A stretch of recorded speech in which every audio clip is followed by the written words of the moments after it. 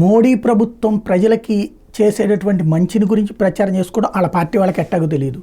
కాకపోతే మనం పార్టీ పరంగా మనకేం సంబంధం ఉండదు. కానీ బట్ మంచి జరిగినప్పుడు అది ఆంధ్రప్రదేశ్లో చంద్రబాబు మంచి చేసినా, తెలంగాణలో రేవంత్ మంచి చేసినా, కేంద్రంలో మోడీ చేసినా, ఎందుకంటే టీవీ ఛానళ్ళు పత్రికలు అంటే నెగిటివ్ వార్తలు తప్పించి పాజిటివ్ వార్తలు రాయనటువంటి పరిస్థితుల్లో ప్రజలకి అందినటువంటి సర్వీస్ని అందినట్టే చెప్పాలి. రేవంత్ రైతు ఇచ్చాడు రుణమాఫీ, ఇచ్చినట్టే చెప్పాలి. ఇవ్వనప్పుడు ఇవ్వనట్టే మాట్లాడుకోవాలి. అట్లాగే ఇప్పుడు ఈ ఏడాది 3 కోట్ల ఇళ్ళు శాంక్షన్ చేసింది. పేదలకి ఇల్లు, తిండి, బట్ట, వసతి.